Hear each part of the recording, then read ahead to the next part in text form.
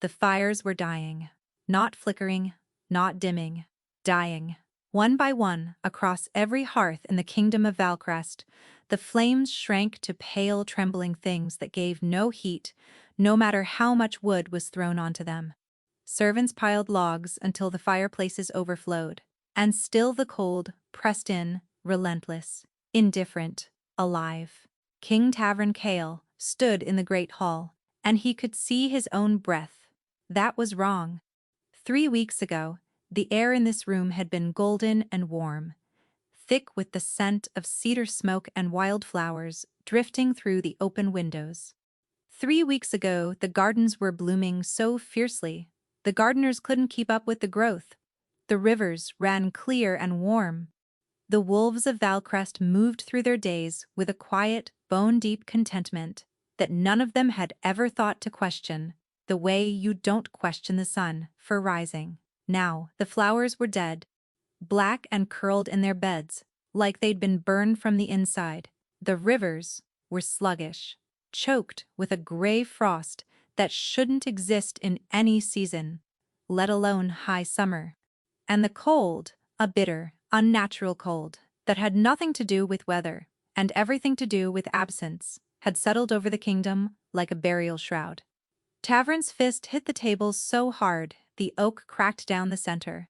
The sound split the silence like a crack of thunder, and 3 advisors flinched backward in their chairs. Where is she? The council chamber was full, every seat occupied, but no one answered. 15 advisors sat rigid in their chairs, avoiding his eyes. Commander Halden's mouth was pressed into a thin line. His hand rested on the pommel of his sword, not in threat, but in the unconscious gesture of a man who wished there were an enemy he could fight, because this, whatever this was, couldn't be solved with steel.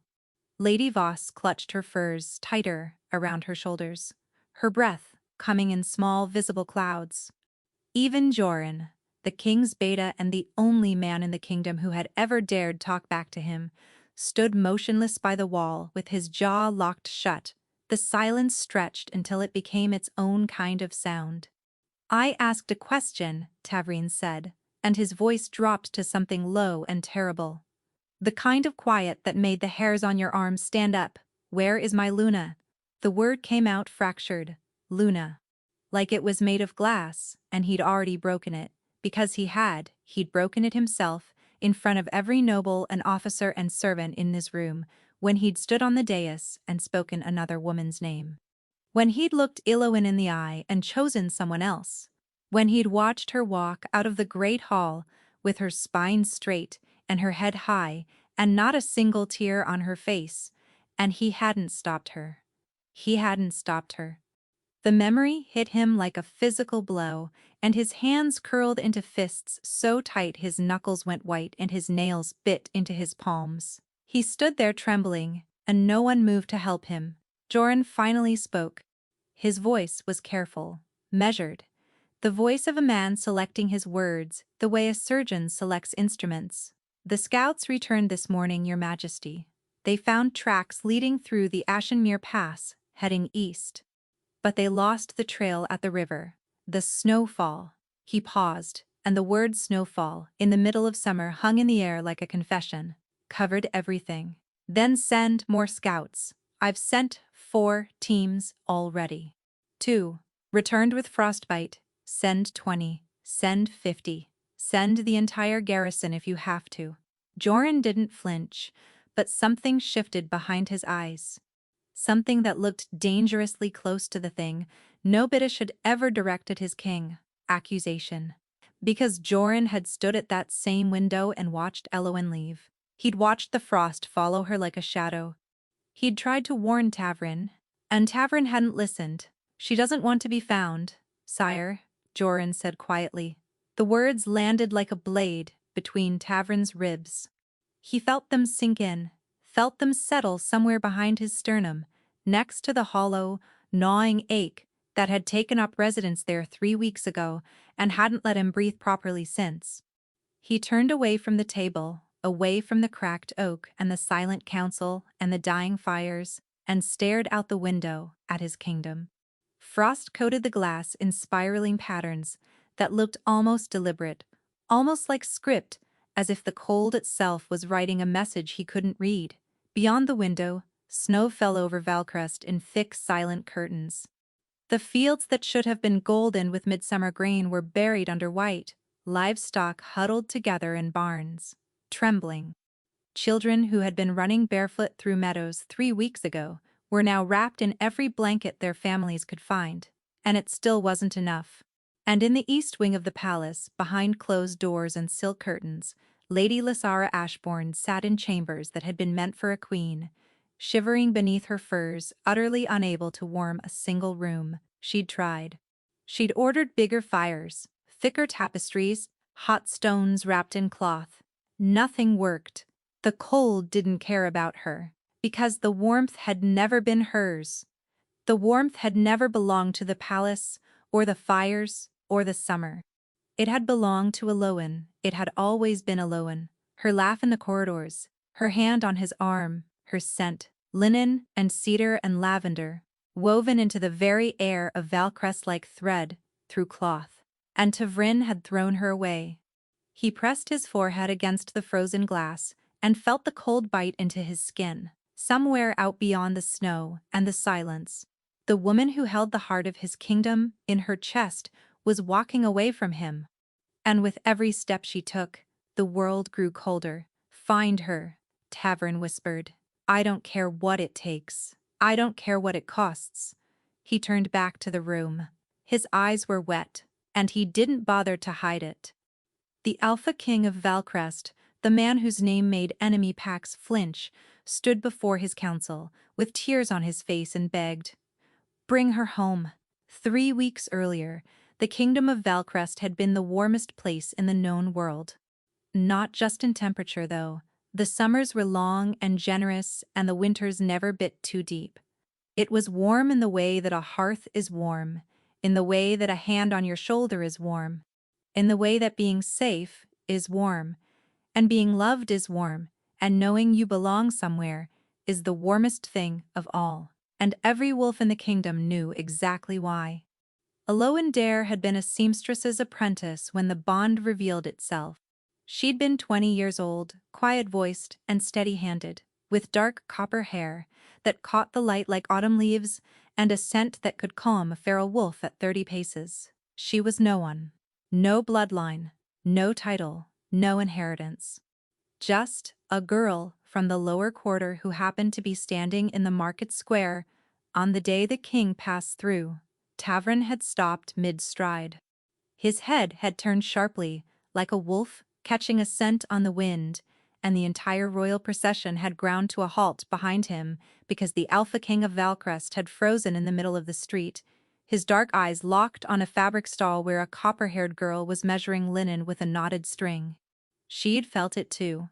Later, she would describe it to Nedra, the palace healer, as a sound she heard with her whole body, not her ears, not her mind.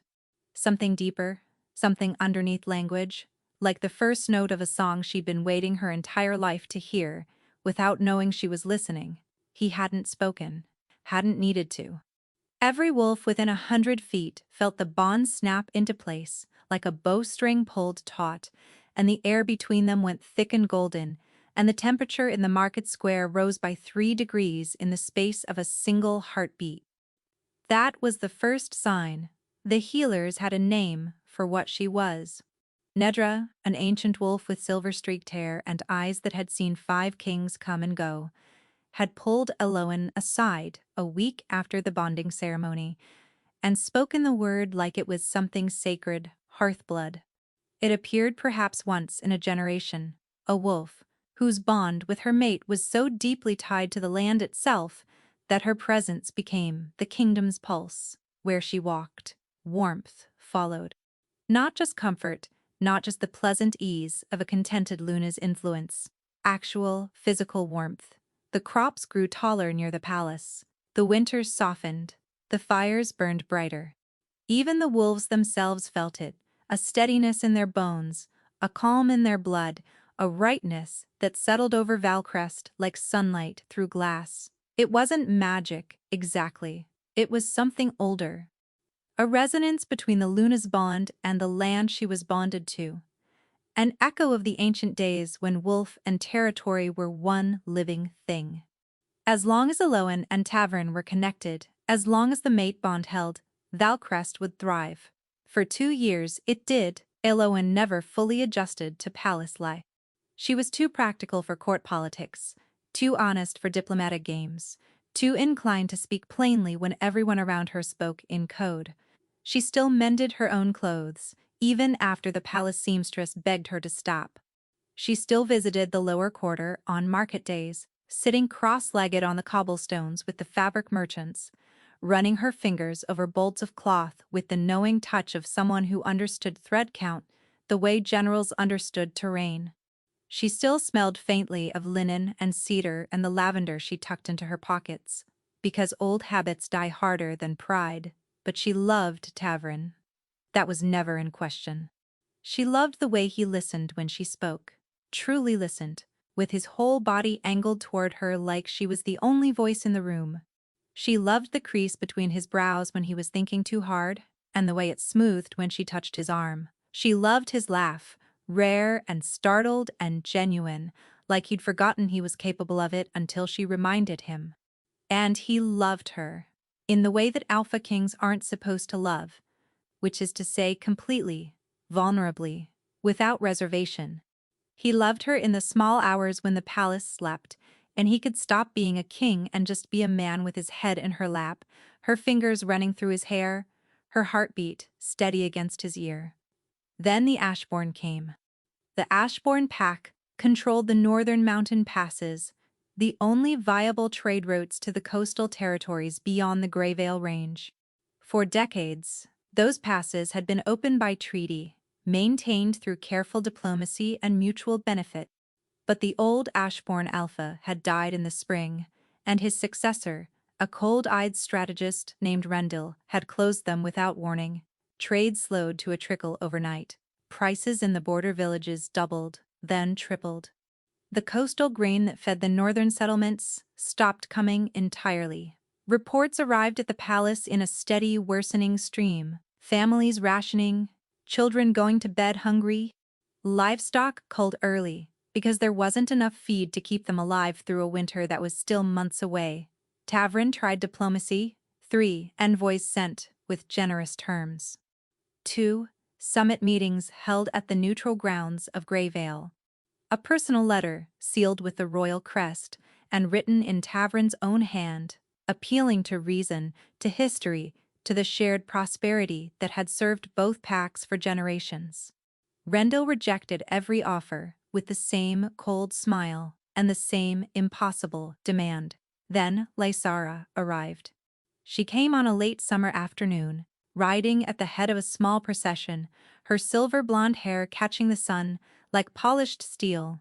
Lady Lysara Ashbourne, Rendell's younger sister, beautiful and composed, with the kind of elegant stillness that made a room rearrange itself around her. She moved through the palace gates like she already belonged there, and the wolves who watched her pass felt something tighten in their chests without understanding why. She carried a proposal. Rendell would open the passes permanently. Full trade access, mutual defense pact, guaranteed grain supply to the border villages. All of it, everything Tavern had been fighting for. In exchange, one thing. Tavern would take Lysara as his queen, not a second wife, not a consort. His queen, a political union, a binding of bloodlines, the Ashbourne name beside the Kyle name on the throne, which meant setting aside the Luna who already held that place. The council erupted. Arguments raged for days behind closed doors. The pragmatists said it was the only path to peace, the only way to save the border villages before winter came and the death toll began in earnest. The traditionalists called it an abomination, a violation of the sacred mate bond that no king had broken in 300 years of recorded history. Jorn said nothing at all, which was the loudest statement anyone in the room had made. Tavern sat through every debate with his jaw locked and his eyes fixed on the middle distance. At night he returned to chambers that smelled like lavender and cedar, where Eloan sat by the window with her mending in her lap, and the bond between them hummed with something that tasted like dread. She didn't ask. She waited for him to tell her. He didn't. On the seventh night, Eloan found him standing by the window, staring out at the moonlit fields. She stood beside him, close enough to touch but not touching, and the silence between them was heavy with everything he couldn't bring himself to say. "The border villages," she said quietly. "How bad is it?" Tavern's throat worked. "Children are going hungry," he said, and his voice was raw, scraped down to something exposed and bleeding. "2 settlements have already been abandoned if winter comes before the passes reopen." He stopped. Eloan closed her eyes. She could feel it through the bond, not just his fear, not just his anguish, but the terrible weight of a man who saw no path forward that didn't require destroying something essential.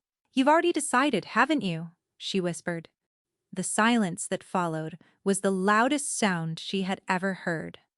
"Eloan, don't!" Her voice cracked, just slightly, like a hairline fracture in porcelain. "Don't say my name like that. Like you're already mourning me." He turned to face her, and the anguish in his expression nearly buckled her knees. His eyes were red-rimmed. His hands, the hands that had held her so gently on their bonding night, were trembling at his sides. "Tomorrow," he said, and each word was pulled from somewhere deep and bleeding. "Before the court, I will announce my union with Lady Lysara." The bond between them screamed. The great hall was full. Every noble house, every military commander, every senior servant and council member had been summoned. The room was magnificent in the late morning light, sunbeams slanting through the tall arched windows, catching dust motes in the air like suspended gold. The banners of Housekale hung from the rafters, deep charcoal and bronze, and the ceremonial fires burned high and hot on either side of the dais, casting long, dancing shadows across the stone floor. Eloan stood at the back of the hall. She dressed carefully that morning, deliberately the way a soldier puts on armor before a battle. She already knows she'll lose. A simple gown, dark green, the color of the lower quarter, the color of home. No jewelry except the thin silver chain Tavern had clasped around her wrist the night he marked her. She'd almost removed it. Her fingers had lingered on the clasp for a long, breathless moment, feeling the cool metal against her pulse point, remembering the way his hands had shaken when he'd fastened it, the way he'd pressed his lips to the inside of her wrist afterward and held them there like he was sealing a promise. She'd left it on. She wasn't sure why. Maybe because removing it felt like agreeing with what was about to happen, and she wasn't ready to agree. Maybe because it was the last thing she had that was truly hers. Lysara stood at the front of the hall, positioned to the right of the dais, in a gown of pale ivory that made her look carved from moonlight. Her posture was impeccable. Her hands were folded in front of her, with the practiced grace of someone who had been trained to stand in front of crowds since birth. Her expression was serene, almost peaceful, and the sight of her standing where Eloan had stood 100 times before sent a crack running through something vital in Eloan's chest. She wasn't even nervous. That was what killed Eloan. Lysara wasn't nervous at all. The court murmured like a living thing. Whispers skittered between the noble families, speculation and scandal tangling together until the air was thick with it. Everyone knew what was about to happen. The only question was how. Would the king apologize? Would the Luna fight? Would there be a scene, something dramatic and satisfying that they could dissect over wine for weeks? Then Tavern entered. The murmurs died. Every head turned. He walked like a man carrying something impossibly heavy across an impossibly long distance. His face was a mask, not blank but controlled, every feature locked into place with the kind of rigid precision that only comes from a man who knows that if he lets a single crack show, the entire structure will collapse. His formal coat was dark, buttoned to the throat, and he moved through the parting crowd without looking at anyone. Eloan watched him from the back of the hall, and she recognized that expression because she'd learned to read him the way sailors read the sky, not by what was showing, but by what was being held back. He was breaking. She could feel it, through the bond, a deep, structural fracturing, like ice giving way beneath enormous weight. The bond was vibrating between them, raw and agonized, and she knew he could feel her in the room the same way she could feel him. Two people connected by something invisible and unbreakable, standing at opposite ends of a hall, about to break it anyway. He was breaking, and he was doing it anyway. Tavrin ascended the dais and turned to face the court.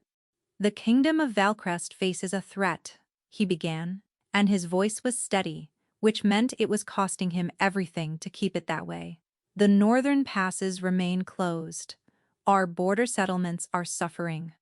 Our people are going hungry. Diplomacy has been exhausted." He paused. His jaw tightened. His gaze swept the hall with the mechanical precision of a man who doesn't trust himself to look at any one person for too long, and for one agonizing second, one fraction of a heartbeat, it found her. Eloan held his eyes. She didn't look away. She didn't flinch. She stood at the back of his hall, in her simple green dress, with her copper hair and her steady hands, and she held his gaze with everything she had. She wouldn't give him that mercy. She wouldn't make this easy. Something splintered behind his expression, visible for half a heartbeat before the mask slammed back into place, a flash of such raw, devastating grief that it nearly tore a sound from her throat. He looked away. "In the interest of the kingdom's survival," Tavrin continued, his voice dropping half a register in a way only she would notice, "I am accepting the terms proposed by the Ashbourne Pact. Effective immediately, I will take Lady Lysara Ashbourne as my queen, and the alliance between our houses will be sealed by marriage." The words fell into the hall like stones, into still water. Ripples of shock spread outward, gasps and whispers, and the sharp intake of breath from those who had hoped, until the very last moment, that he wouldn't do it, that it was a bluff, that there was another way. Eloan felt the bond shudder. Not break, not yet. It shuddered, like a bridge bearing more weight than it was ever built to hold, groaning under a pressure it was never designed to withstand. And the pain was extraordinary. It started in her chest and radiated outward, a white-hot wire, threading through her ribs, her throat, her spine, pulling tight until she couldn't breathe. Her vision blurred, her hands clenched at her sides. She did not make a sound. Lysara stepped forward with a practiced smile and offered her hand. Tavrin took it. Their fingers interlaced a gesture, so public and deliberate, it might as well have been a blade, and the court erupted into murmurs that grew and swelled until the noise filled every corner of the hall like rising water. Eloan watched their hands, his fingers, the same fingers that had traced the curve of her jaw in the dark, that had held her hand through thunderstorms because he knew she hated the noise, wrapped around another woman's palm. And something inside her went very, very quiet. No one looked at her, or perhaps everyone did, in quick, furtive glances, followed by averted eyes, the way people look at a wound they don't want to acknowledge. The way people look at someone who is drowning and know they cannot help. She stood perfectly still. Her hands were clasped in front of her, her spine straight, her chin level. She didn't cry, she didn't scream, she didn't beg. She didn't give them a single tear, a single tremor, a single crack in the armor she put on that morning. She gave them nothing, and then she turned and walked out. The doors were heavy oak, carved with the Kyle family crest, a wolf's head over crossed swords. She pushed them open herself. No guard moved to help her, no one called after her. No one said a word. The sound of the doors swinging shut behind her echoed through the corridor, like the closing of a tomb, and she walked into it without hesitation. Down the grand corridor with its tapestries and gilded sconces. Past the kitchens, where the cook, a broad woman named Hesta, who had always saved her a warm bread roll and a cup of broth on cold mornings, peered out from the doorway and then looked away, her weathered face crumpling. Past the seamstress's room where Eloan had once spent her days measuring linen, with a knotted string before a king had stopped in the street, and her quiet, ordinary life had cracked open, like an egg. She walked through the courtyard, across the cobblestones that were warm beneath her feet. Warm, for now, warm, for a few more minutes, through the main gate, and into the sunlight. The guards watched her pass, and said nothing. One of them, a young wolf named Perrin, who she'd once treated for a sprained wrist, bowed his head as she walked by. Just slightly, just enough, and the gesture almost undid her. The road beyond the palace walls stretched east through golden fields and wildflower meadows toward the Ashenmere Pass and the territories beyond where no king's reach extended. Elowen walked steadily, one foot in front of the other, her shadow stretching long behind her in the afternoon light, and she did not look back. With every step, something shifted. The air changed first. A subtle thing, barely noticeable at the start, like the moment when a warm room begins to cool after the fire has been banked. The golden quality of the light, dimmed by a fraction, as though a thin cloud had passed over the sun, except there were no clouds. The wildflowers on either side of the road seemed to draw inward, petals tightening like fists closing. Then the temperature dropped. Not gradually, it fell. The way a stone falls, sudden and decisive and subject to a gravity that couldn't be argued with. The warmth that had saturated every corner of Valcrest for 2 years simply withdrew, pulled backward along the road like thread being unraveled from a tapestry, following the woman who carried it inside her chest like a second heartbeat.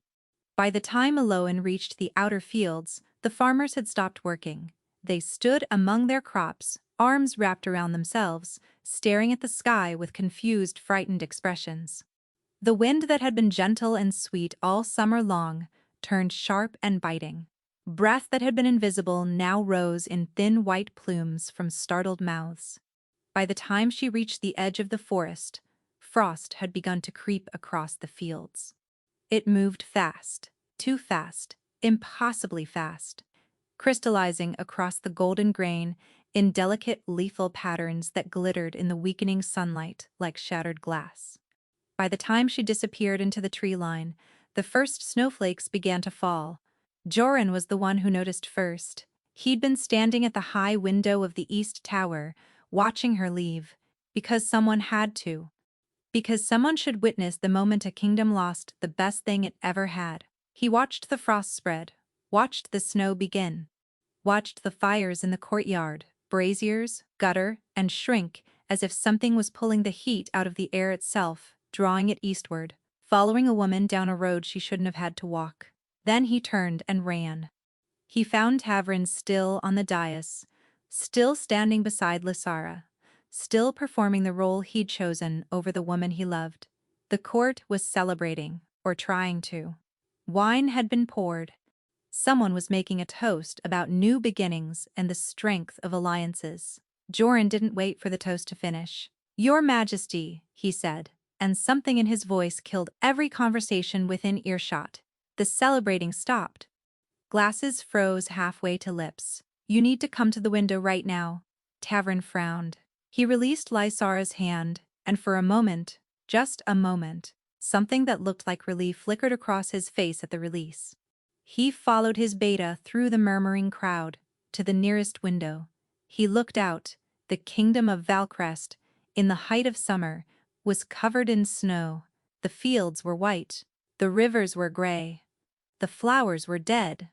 And the cold was still spreading. The cold settled into the palace, like a guest who had no intention of leaving. Within the first 3 days, the servants had stripped every storage room of every blanket, every fur, every bolt of heavy cloth they could find. Tapestries were pulled from walls and repurposed as insulation. Firewood consumption tripled, then quadrupled, and still the flames burned thin and pale, giving light but barely any heat, as if something essential had been drained from the fire itself. The head steward reported that even the kitchen ovens were struggling, the bread taking twice as long to bake, the soups never reaching a proper boil. The wolves felt it worst. Not just the cold, which was relentless and strange and wrong in ways that had nothing to do with temperature, but something beneath it, an unease. a hollowness in their chests that they couldn't name and couldn't shake, like the feeling of waking in the middle of the night and knowing something is missing but not remembering what. Mothers held their children closer without understanding why. Mates reached for each other in their sleep. The whole kingdom operated under a fog of low-grade grief that no one could explain and no one could escape. Tavrin refused to acknowledge any of it. He attended council meetings. He reviewed reports. He signed documents and issued orders and spoke in the clipped, controlled tones of a king managing a difficult transition. And if his hands trembled slightly when he held the pen, if his jaw was locked so tight the muscle jumped beneath the skin, no one mentioned it. No one dared. He didn't speak Eloin's name, not once. As though avoiding the word could somehow avoid the reality. Lysara tried. That was the thing that made it worse. She genuinely tried. She appeared at the morning meals in appropriate dress, her silver blonde hair pinned precisely, her posture perfect. She spoke to the servants with careful courtesy. She reorganized the household accounts with a competence that would have been admirable under different circumstances, catching a discrepancy in the wool budget that 2 previous auditors had missed. She attended every council session, offered measured, intelligent opinions on trade logistics, and managed the incoming correspondence from nervous, noble families with diplomatic skill. She did everything a queen was supposed to do, performed every duty with the disciplined grace of a woman raised to fill exactly this role. None of it mattered. When she walked through the corridors, the walls didn't warm. When she entered a room, the air didn't soften. When she sat beside Tavern at the council table, the tension in his shoulders didn't ease, it tightened. Every time she was near him, the bond, the broken, bleeding thing still lodged in his chest, pulsed with a pain that made the room tilt. He couldn't help it. His body knew the difference. His wolf knew the difference. Every cell in him was calibrated to a different woman, and no amount of duty or political logic could override what was written into his blood. Lysara noticed. Of course she noticed. She wasn't a fool. She saw the way his body angled away from hers, unconscious and instinctive, like a compass needle swinging toward a north that wasn't her. She saw the way his gaze drifted to doorways when he thought no one was watching, scanning for a flash of copper hair that never came. She saw the way he flinched, barely perceptible, but there, every time their hands accidentally brushed. She said nothing. She was too proud for that. But something in her expression hardened, day by day, into a brittle, practiced neutrality that looked increasingly like loneliness. She walked the frozen gardens by herself, her breath clouding in air that should have been summer warm. And once, late at night, Joran passed her chambers and heard a sound through the door that might have been weeping, though he couldn't be sure and didn't stop to find out. On the 4th day, the first wolves fell ill. It started with the elders, and the very young, a weariness that went deeper than fatigue, a pallor that no amount of rest could lift. They slept too long, and woke still exhausted, their eyes glassy, their movements slow and uncertain. The children stopped playing in the corridors. The elderly stopped coming to the communal meals. A heaviness settled over the household that felt less like sickness and more like the life being slowly, methodically drained from the air. By the 6th day, even the soldiers were affected.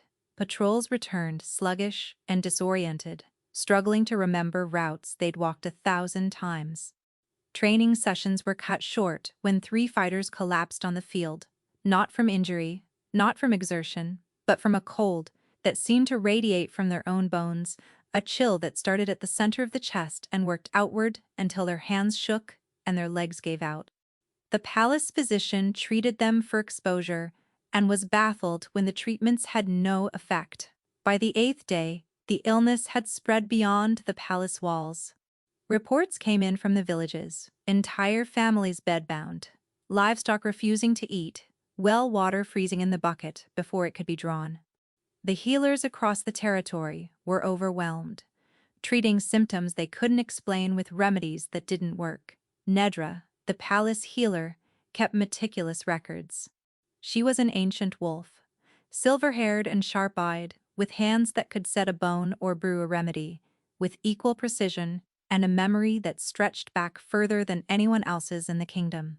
She'd served 4 kings before Tavrin, and she'd seen plagues, famines, and wars. She had never seen anything like this.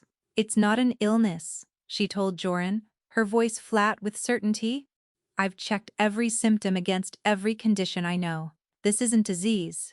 It isn't poison. It isn't exposure." "Then what is it?" Joran asked. Nedra looked at him over the rim of her spectacles. The look said, "You already know what this is. Oi, don't make me say it out loud." "The land is in mourning," she said. "Anyway, because someone had to. The hearth-blood bond is broken. The kingdom's warmth didn't come from the sun or the soil. It came from the Luna, from the resonance between her bond and this territory. You sever that connection and the land grieves." She paused. "And grief, left untreated, kills." Joran was quiet for a long moment. "Have you told the king?" "I've tried," Nedra said. "He won't hear it. He looks at me like I'm telling him fairy tales." Her expression darkened. "But there's something else. Something worse. A broken hearth-blood bond doesn't just kill the land," Nedra said, her voice dropping. "It kills the hearth-blood. The warmth she carries isn't separate from her. It is her. Her vitality, her life force, her wolf, all of it is tied to the bond. Without the connection to her mate and territory, the warmth turns inward. It consumes itself." She met Joran's eyes. "Eloin is dying, Joran. Wherever she is right now, however far she's run, the cold is inside her too, and it's eating her alive." The color drained from Joran's face. "How long?" he managed. Nedra's jaw tightened. "Weeks, maybe less. Depends on how strong she is, how far the bond has deteriorated." She pulled off her spectacles and rubbed the bridge of her nose. "That girl walked out of here with her head high, and everyone in this palace thought she was being brave. She wasn't being brave, Joran. She was walking toward her own death, and she probably knew it." Joran stared at her. Then he turned and walked out of the infirmary without another word, and the sound of his boots on the stone was the sound of a man who had just run out of patience with his king.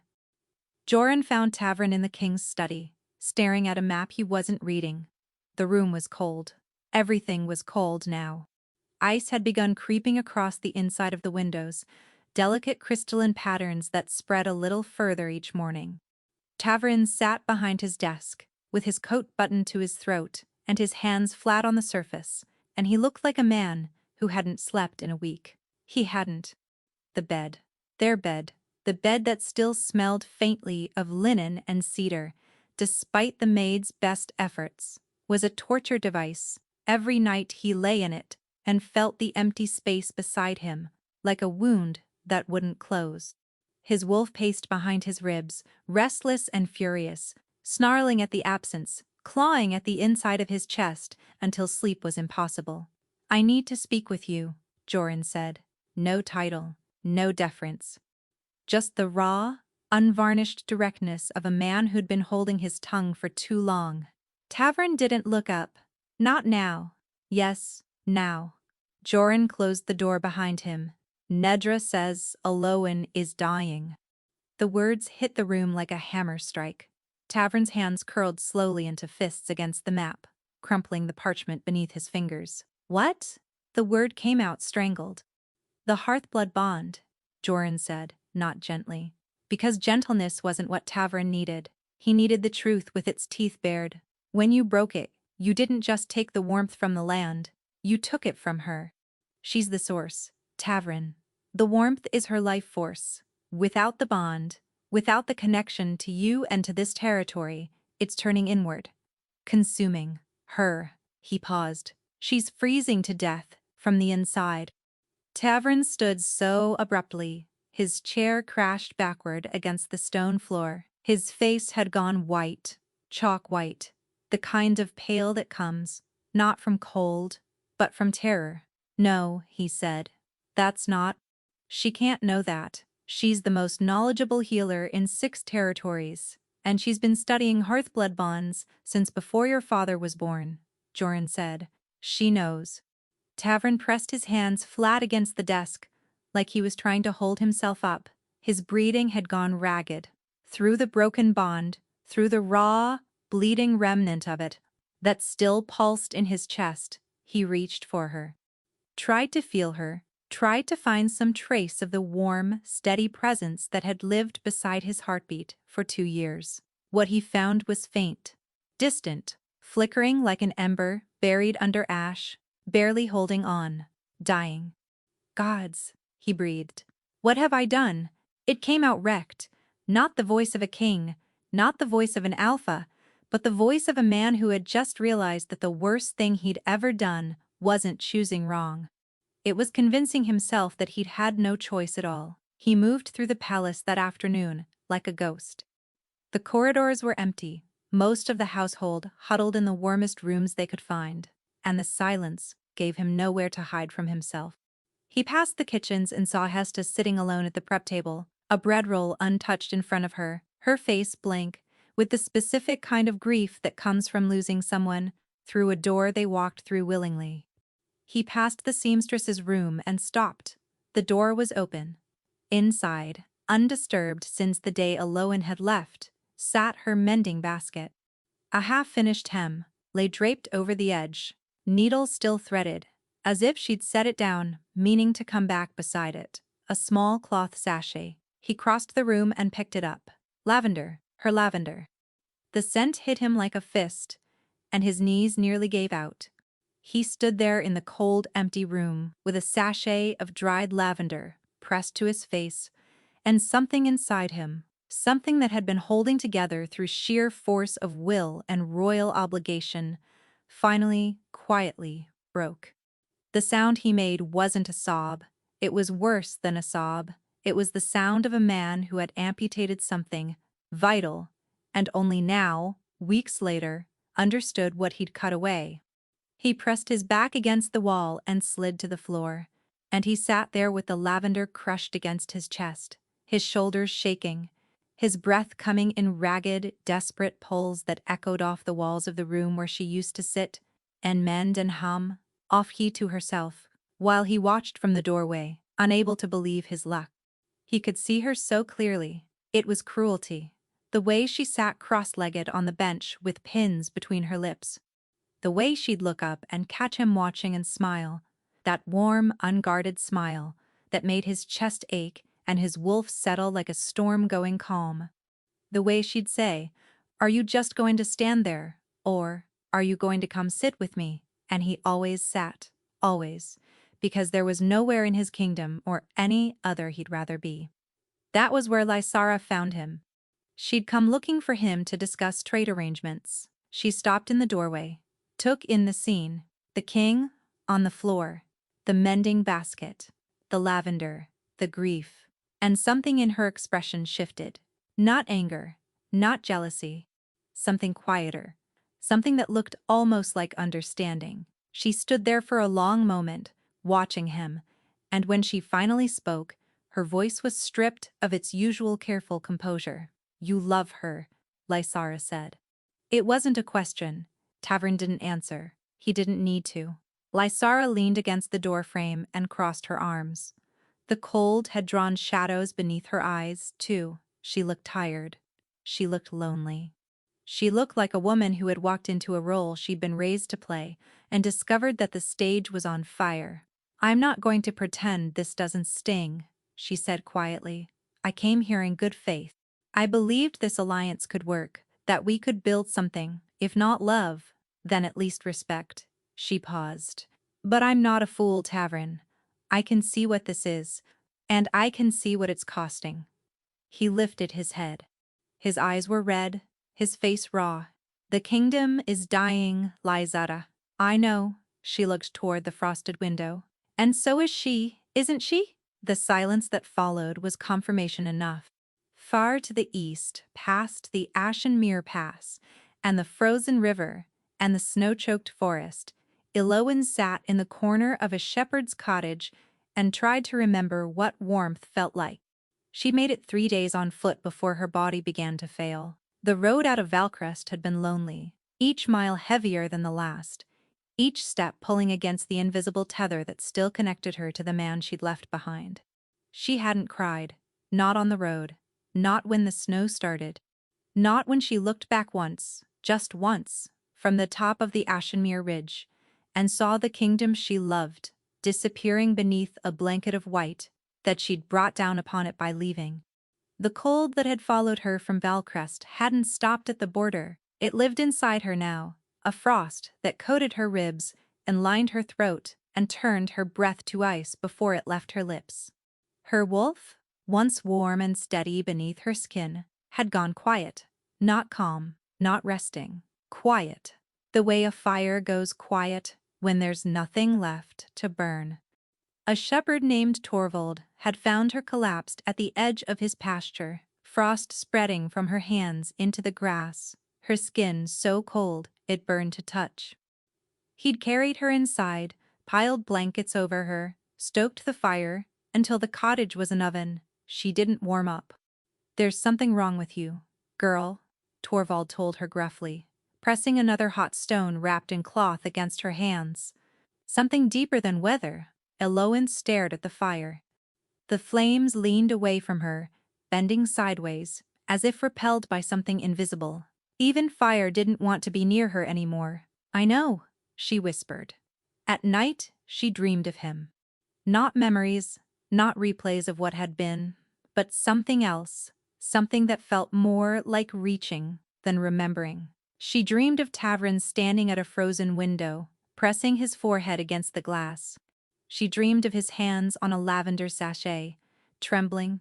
She dreamed of the bond, not the broken, agonizing wreckage she felt during the day, but a thin golden thread, stretching across the distance between them, vibrating faintly, refusing to die even though everything about it should have been dead already. She woke from those dreams with tears frozen to her cheeks. On the 7th morning, Eloin tried to stand and couldn't. Her legs wouldn't hold her. The cold had sunk deeper overnight, settling into her bones like lead, and when she looked down at her hands, she saw frost crystallizing across her fingertips, not on her skin, under it, lacing through her veins in delicate lethal patterns that glittered in the firelight. Torvald stared at her hands, then at her face, and his weathered features went pale. "What are you?" he asked, his voice barely above a whisper. Eloin closed her eyes. "I'm someone who used to be warm," she said, "and the fire in the hearth, the only fire in the only cottage for miles, guttered and went out." The messenger arrived at the palace gates, half frozen and barely conscious. He'd ridden through snow that shouldn't exist, across rivers that had iced over in the middle of summer, through a landscape so transformed by cold that he'd gotten lost twice on roads he'd traveled 100 times before. His horse was shaking. His cloak was stiff with frost. He carried a letter from a shepherd named Torvald, written in the blunt, unpolished hand of a man who had never written to a king before, but felt the situation warranted it. Joran intercepted the letter before it reached the council. He read it standing in the corridor, and the color left his face one sentence at a time. A woman, matching the Luna's description, had been found collapsed at the edge of a pasture 9 days ago. She was gravely ill. She radiated cold the way a forge radiates heat, except in reverse. Everything she touched frosted over. Every fire near her died. The shepherd had done what he could, but she was deteriorating rapidly. Her skin was laced with frost from the inside. She couldn't stand. She barely spoke. And the cold was spreading outward from the cottage, killing the shepherd's livestock, freezing his well, turning the surrounding meadow into a dead white wasteland that grew a little larger every day. Joran brought the letter to Tavrin. The king read it twice. The first time, his face went blank, every feature shutting down the way a castle locks its gates when it sees an army on the horizon. The second time, his hands began to shake. "Saddle my horse," Tavrin said, and his voice was stripped down to something barely human. "Wait." Joran caught his arm. "There's more you need to hear first." He brought Tavrin to Nedra's chambers. The healer was waiting, standing beside a workbench, covered in ancient texts she'd pulled from the palace archives. Books so old, The leather covers crumbled at the edges, their pages yellowed and spotted with age. The room smelled of dust and dried herbs, and the particular staleness of knowledge that had been locked away and forgotten. "Sit down," Nedra said. Tavern didn't sit. He stood in the center of the room with his arms crossed and his jaw set, and the desperate cornered energy of a man who wanted to be moving, not listening. Nedra studied him for a moment, then apparently decided that standing would have to do. "I've been researching the Hearth-blood bond," she began. "Not the stories, not the folk tales the court healers trade over dinner, the actual records. The documented cases." She tapped a finger on one of the open books. "There have been 7 recorded Hearth-blood wolves in the last 4 centuries. Do you know what happened to the ones whose bonds were broken?" Tavern's throat worked. "Tell me." "They died. Every single one." Nedra's voice was clinical, precise. The voice of a healer delivering a diagnosis she wished she could soften, but wouldn't. "The bond isn't just a connection, it's a life system. The Hearth-blood's warmth flows through the mate bond, into the territory, and back again in a continuous cycle. Break the bond, and the cycle collapses. The warmth has nowhere to go. It turns inward, builds, and then burns out." She paused. "Like a fire with no chimney. The heat doesn't dissipate, it consumes the vessel." "How long?"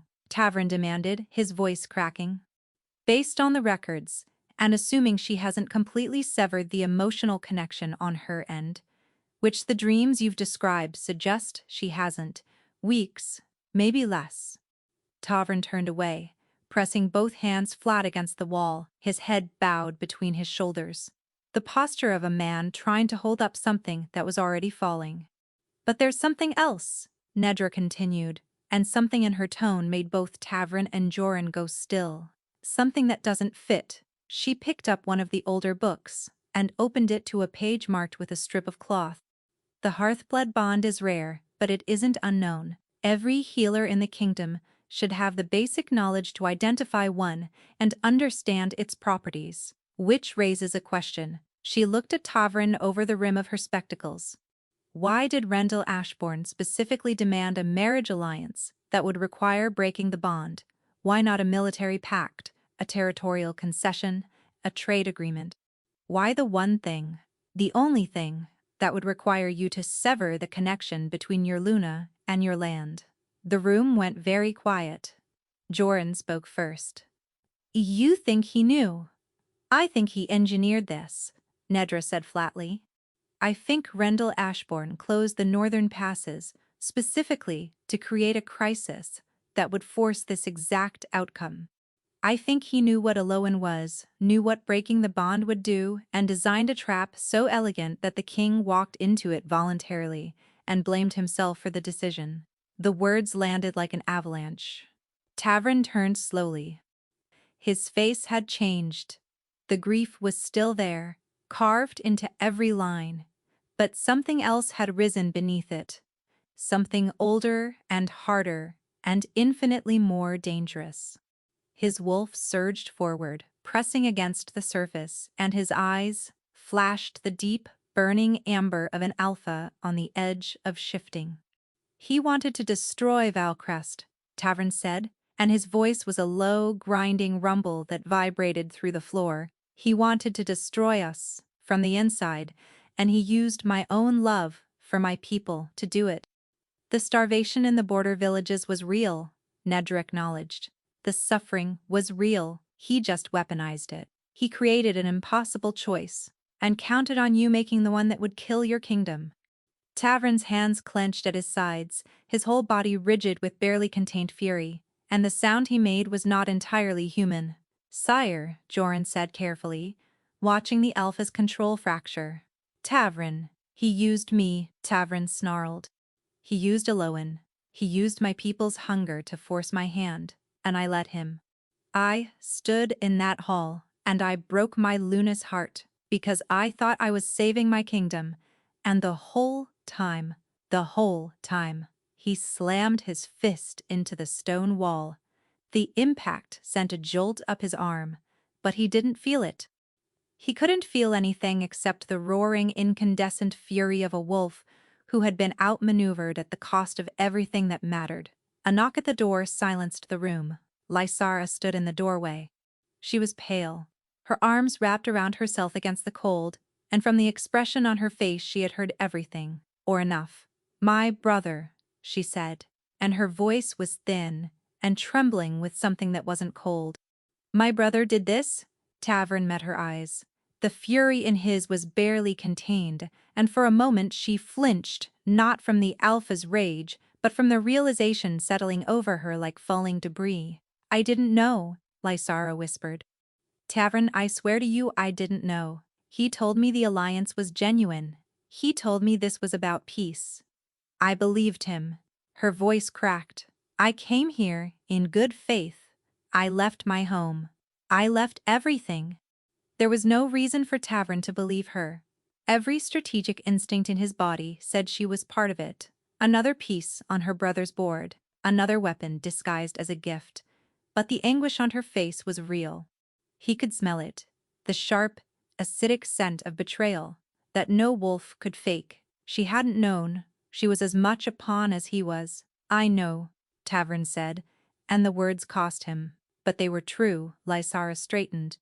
She wiped her eyes with the back of her hand, a gesture so unqueenlike and so human that it cracked something open in the room's impossible tension.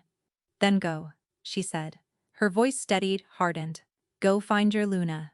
Bring her back." "The Alliance," Tavern started. "I'll handle my brother," Lysara said, and there was iron in her voice now. The iron of a woman who had just discovered she'd been used as a weapon against innocent people by her own blood, and who intended to make that a very expensive mistake. "The alliance was built on his lies, which means I'm the one with leverage now, not him. Go."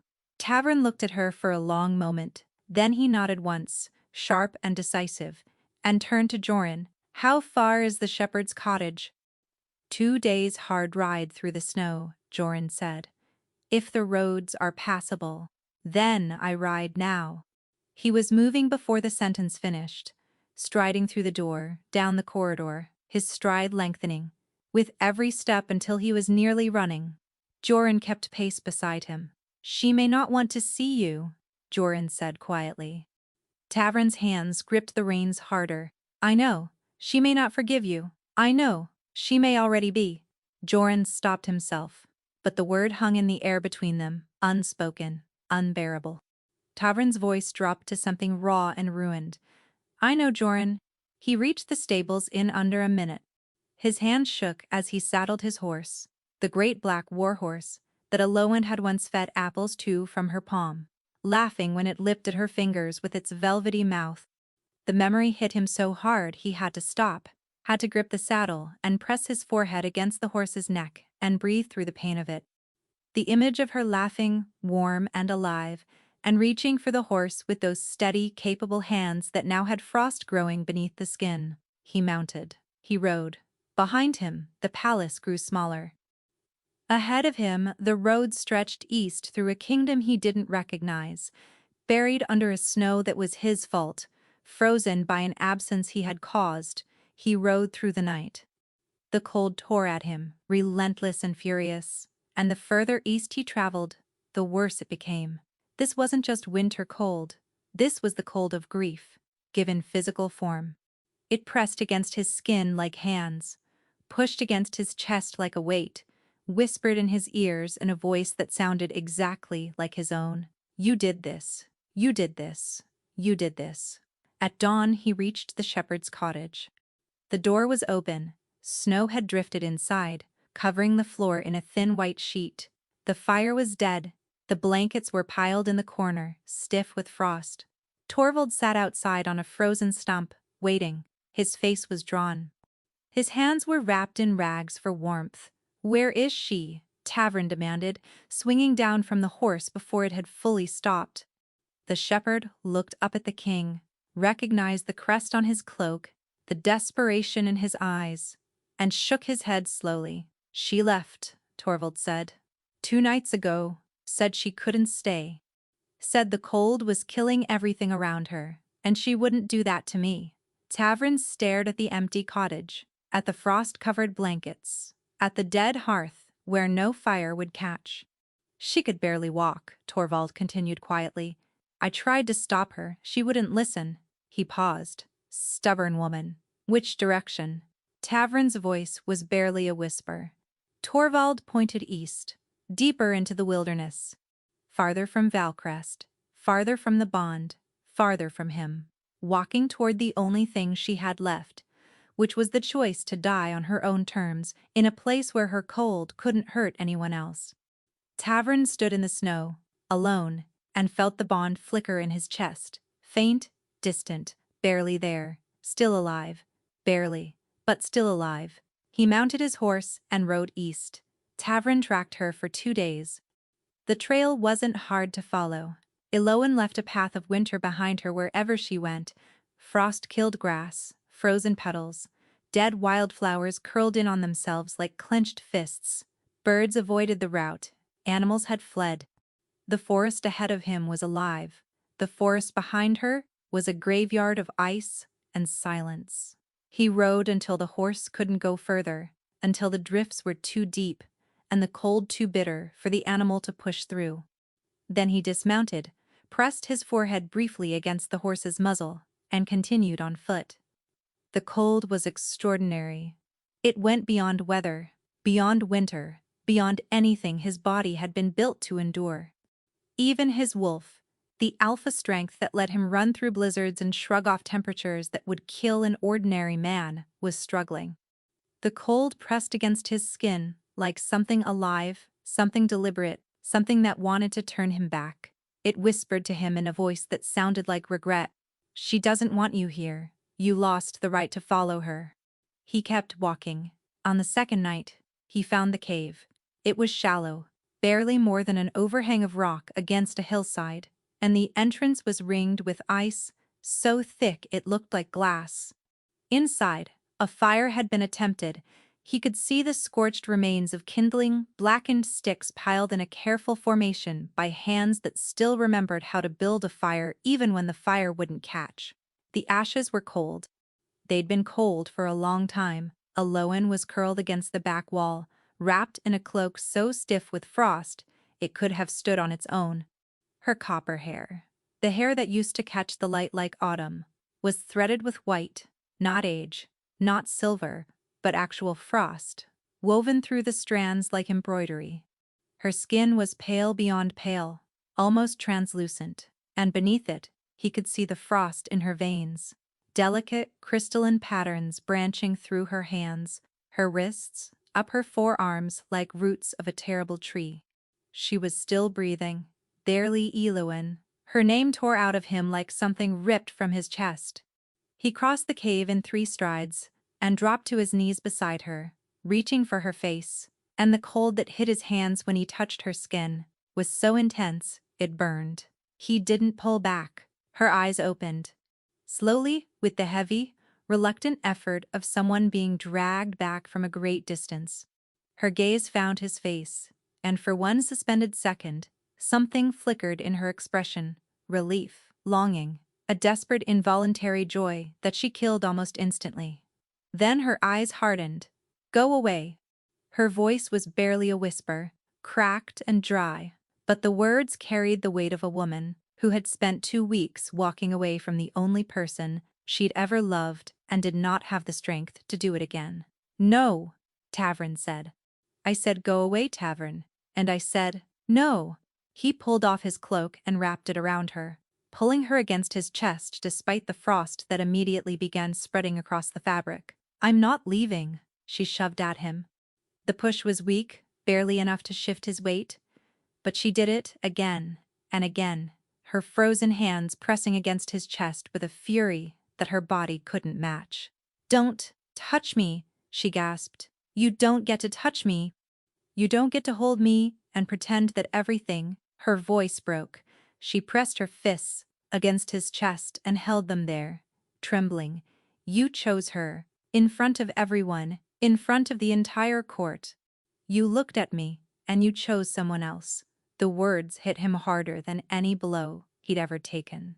He felt, each one land, felt them crack through the walls he built around the guilt, and he didn't defend himself.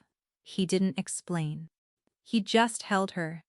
I stood at the back of that hall, Elowen continued, and her voice was shaking now, not from the cold but from something far more destructive.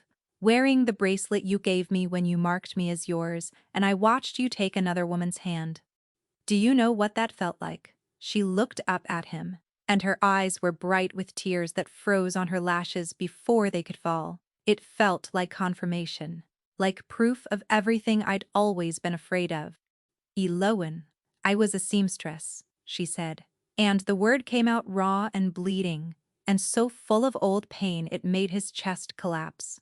A seamstress from the lower quarter, with no name and no bloodline and no right to stand in a palace. And every single day I was your Luna. I waited for the moment you'd realize you'd made a mistake, that I wasn't enough, that someone better would come along, someone with the right family, and the right face, and the right stop, Tavrin said, and his voice cracked. And then someone did. Elowen finished. And you chose her. And I walked out of that hall, and I didn't cry, and I didn't scream, and everyone probably thought I was being so brave. Her voice twisted on the word. But I wasn't brave. I was numb. I was so far beyond hurt that I couldn't feel anything at all, and by the time the feeling came back, I was alone on a frozen road with snow falling in summer, and the only thing I could think was, of course, this is how it ends. The seamstress goes back to being invisible. The silence that followed was so heavy it pressed them both into the ground. Tavern held her. She didn't push him away this time. She didn't have the strength. The frost was spreading. He could feel it through his clothes, creeping across his arms where they wrapped around her, and he realized, with a cold, clarifying terror, that she was fading. Not just weakening, fading. The warmth that had once radiated from her like sunlight was barely a flicker, now a candle flame in a hurricane, guttering and dim. He could feel the bond between them, that thin, impossible thread, vibrating with the strain of holding two people together who were both, in their own way, trying to let go.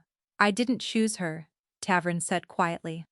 Elowen went still in his arms. I told myself I was saving the kingdom, he continued, his voice breaking apart word by word. I told myself that children were starving, that the border villages would die, that a king's duty to his people had to come before his heart, and all of that was true. He swallowed hard. But it was also a lie, because I didn't save anything. I destroyed everything. I destroyed you, Tavern. The Ashborn engineered it, he said. Rendell knew what you were. He knew about the Hearthblood bond. He closed the passes specifically to create a crisis that would force me to break us apart. The whole thing was a trap, and I walked into it because I was too arrogant to consider that I was being played. Elowen stared at him. The information settled over her slowly, reshaping the landscape of the last 3 weeks. But that doesn't matter, Tavern said, and his eyes were raw and red and utterly without defense. Because even if it hadn't been a trap, even if the threat was exactly what it appeared to be, I should have found another way.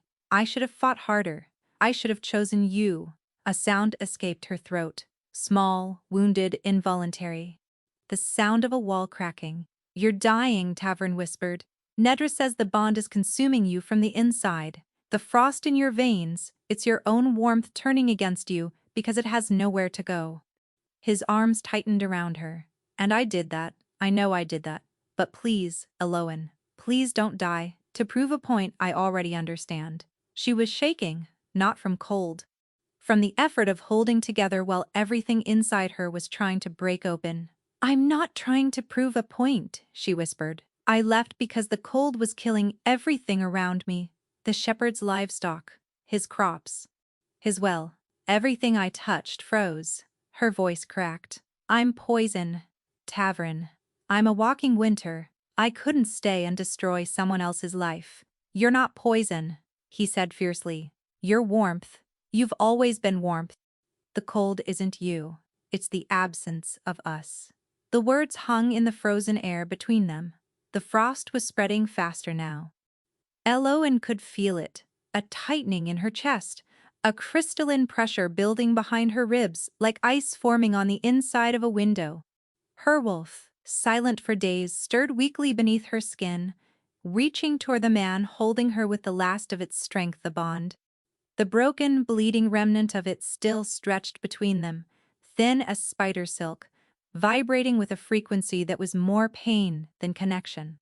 She could feel Tavern through it, his fear, his grief, his desperate consuming need to fix what he'd broken, and it hurt. It hurt because it was familiar, because it reminded her of everything she'd lost. "I don't know if it can be repaired," she said, and the admission cost her something essential: the bond. "I don't know if there's enough left." Tavern pulled back, just enough to look at her face. The cave was dark, lit only by the pale blue-white glow of the frost that coated every surface, and in that cold light she could see the tears on his face.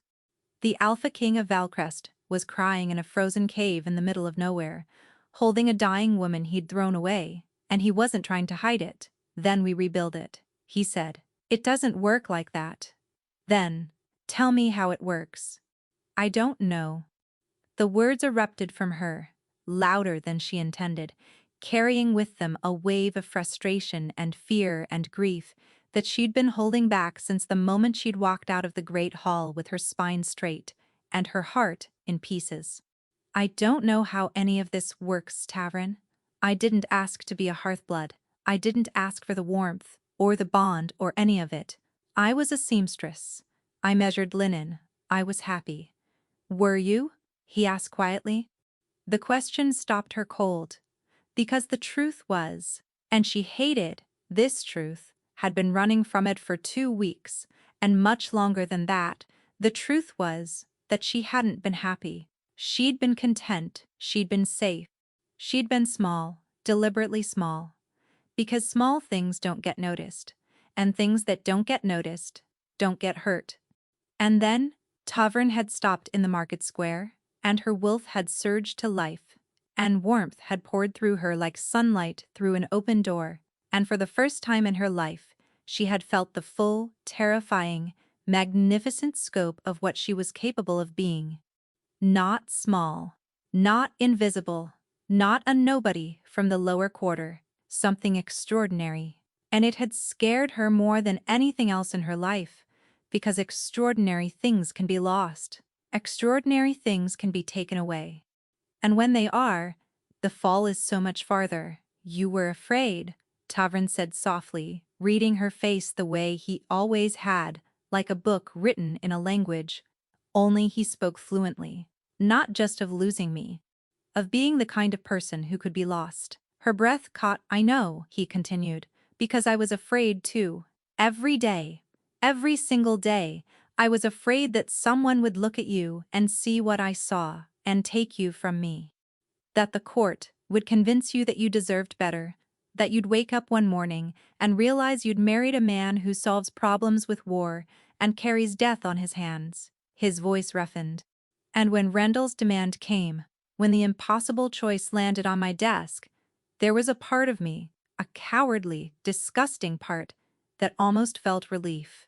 Because if I let you go, then at least I'd be the one who chose it. At least, I wouldn't have to wait for the day you chose to leave." The confession fell into the silence like a stone into deep water. Eloan stared at him. "You let me go because you were afraid I'd leave you first?" "I let you go because I'm a coward who dressed his fear up as duty and called it sacrifice." His voice was raw, scraped to the bone. "I told myself it was for the kingdom. It wasn't. It was for me. Because losing you on my terms felt survivable. Losing you on yours would have destroyed me." The frost in her veins pulsed. She felt it, a surge of cold that made her gasp, made her vision blur at the edges. The bond flickered, dimming. "Eloan." Tavern's hands cupped her face. His palms were warm, impossibly warm against her frozen skin. "Stay with me." "I'm trying," she whispered. "Then hear me." His forehead pressed against hers. "You were never replaceable. Not for a single second." Not when Lysara stood in that hall, not when the council pressured me. Not when I stood on that dais and spoke words that made me want to tear out my own throat. There has never been anyone but you. The kingdom knew it, the land knew it, every fire that died when you left knew it. His thumb traced the line of frost along her cheekbone, and where he touched, the ice retreated, just slightly, just enough. You are not a seamstress who got lucky, Tavern said, his voice fierce and breaking and more certain than anything he had ever said from a throne. You are the heart of Valcrest. You are the warmth that makes it live. And I will spend every day of whatever life I have left earning back the right to stand beside you, if you let me. The words reached her, not just her ears, her wolf, her blood, the deep place where the bond had its roots. She felt something shift inside her chest, something that had been locked tight since the moment she'd watched him take Lysara's hand. Not forgiveness. Not yet. Forgiveness was a road, not a door, but something before forgiveness. Something more fundamental. Choice. She could die here. The cold would take her, and it would be painless by now. She was too far gone to feel much of anything. She could let go of the thread and fall into the frost, and it would be over, and she would never have to risk being extraordinary again. Or she could choose him, not because he deserved it, not because he'd earned it, but because she wanted to, because the warmth inside her, the warmth that was her, had never been about him at all. It was hers. It had always been hers. He was just the first person who'd made her brave enough to let it out. Eloan reached up and placed her hand over his heart. I'm still angry, she said. I know. I'm going to be angry for a long time. I know. And if you ever put duty before us again, without talking to me first, I will freeze your kingdom so deep they'll be digging out for a century. Despite everything, the cold, the cave, the frost in her veins, the tears on both their faces, the corner of his mouth twitched. Understood, he said. Eloan closed her eyes, pressed her palm harder against his chest, and chose. The bond ignited. It didn't snap back, it blazed. A rush of golden warmth that started where her hand met his heart and poured through both of them like sunlight flooding a dark room. The frost in her veins cracked, fractured, dissolved. She felt it retreat from her fingertips, her wrists, her arms, melting away like ice in spring, replaced by a heat so profound it stole her breath. Tavern gasped. The bond locked into place between them, not the fragile, damaged thing it had been, but something rebuilt, something forged in honesty and pain, and the brutal, unglamorous work of two people choosing each other with their eyes wide open. The ice on the cave walls began to drip, the frost on the ground softened, and somewhere deep in the rock, barely audible, water began to run. Warmth spread outward from the cave, rolling across the frozen hillside like a wave. They felt it in Valcrest at dawn. Nedra was the first to notice. She'd been awake all night, as she had been most nights since the cold began, monitoring the sickest wolves in the infirmary and rationing what little warmth the dying fires could provide. She was pouring a tincture into a cup with numb, unsteady fingers when the liquid stopped being cold. She stared at it, touched the surface with her fingertip.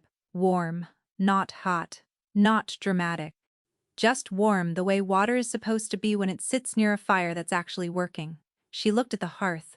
The flames, thin and pale for weeks, were changing, growing, shifting from that anemic, ghostly flicker to something deeper, richer, the warm amber gold of a fire that actually meant it. Nedra set the cup down carefully, walked to the window, and pushed the shutters open. The snow was melting. Not all at once, not in a dramatic, sweeping transformation, but steadily, quietly, with the patient inevitability of something returning to the way it was always supposed to be. Icicles dripped from the eaves. The frost on the courtyard cobblestones was thinning, dark stone showing through like patches of earth after a long winter, and the air smelled different, softer, warmer, like bread baking, like spring. Nedra pressed both hands flat against the windowsill and let out a breath she felt like she'd been holding for 3 weeks. "That stubborn girl," she murmured, and she was smiling. The news spread through the palace like the warmth itself, gradually. Then all at once servants emerged from their blanket-fortified rooms, blinking in the brightening light. The cook, Hesta, opened the kitchen doors and stood in the doorway with her hand pressed to her mouth, watching steam rise from the cobblestones. As the frost surrendered to temperatures it had no business fighting, guards on the walls reported that the snow was receding from the fields, pulling back toward the mountains, like a tide going out. In the infirmary, the sick wolves were stirring, color returning to pale faces. The terrible bone-deep weariness that had plagued the kingdom lifting, not gone entirely, but loosening, like a fist slowly unclenching.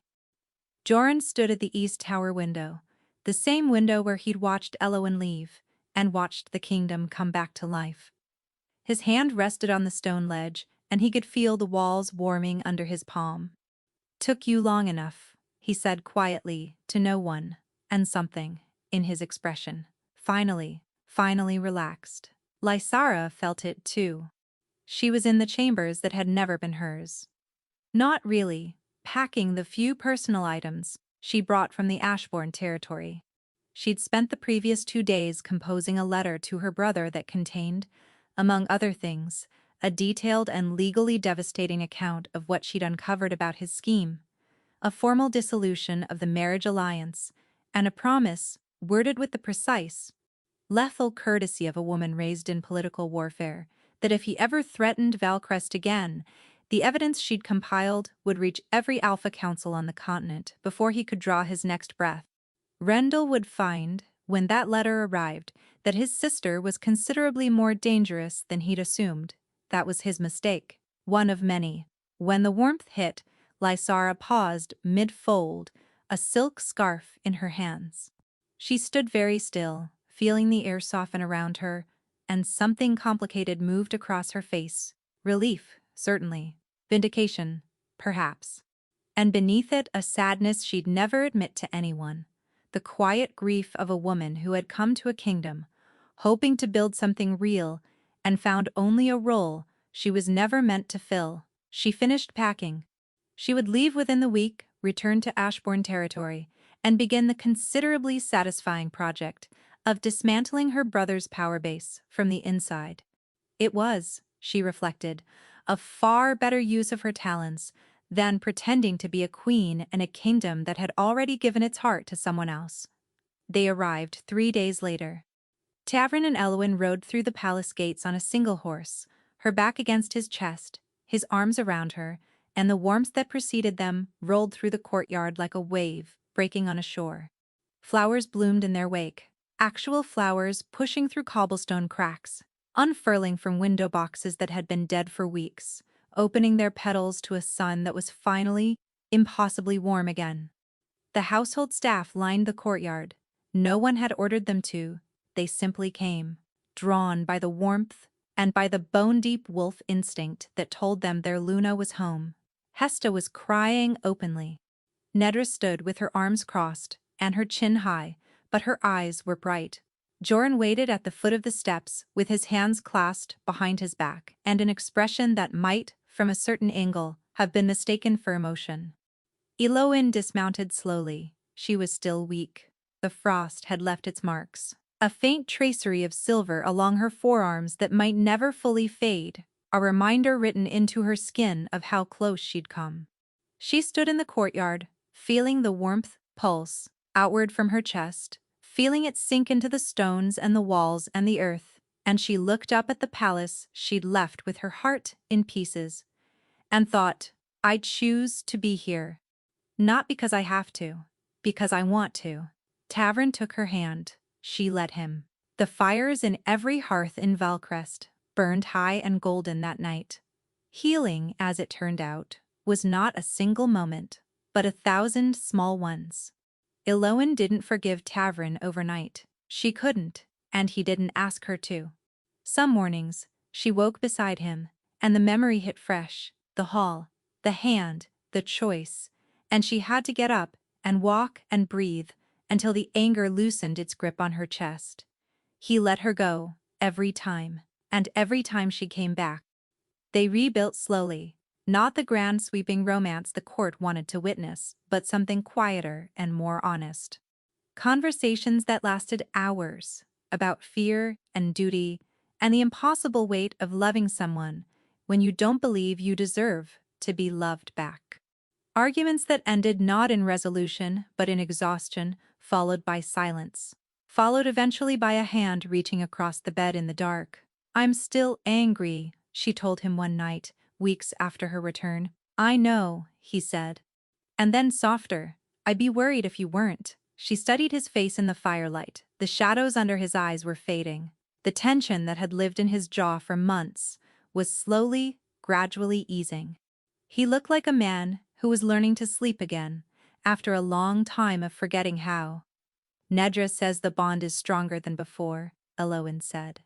"She told me the same thing. She says that bonds rebuilt after breaking are like bones that heal after fractures, stronger at the seam." Tavern reached for her hand. She gave it.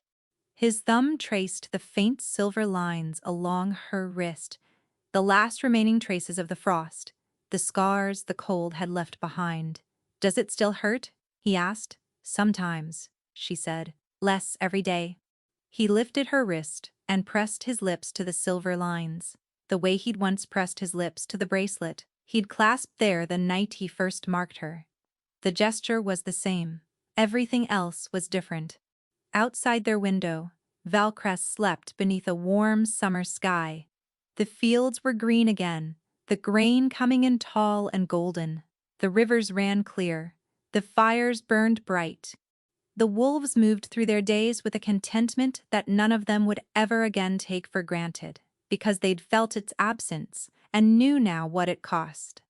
In the palace, in their bed, in the warm dark of a room that smelled of cedar and lavender, Eloin curled against the chest of the man who had broken her heart and then crossed a frozen kingdom to put it back together.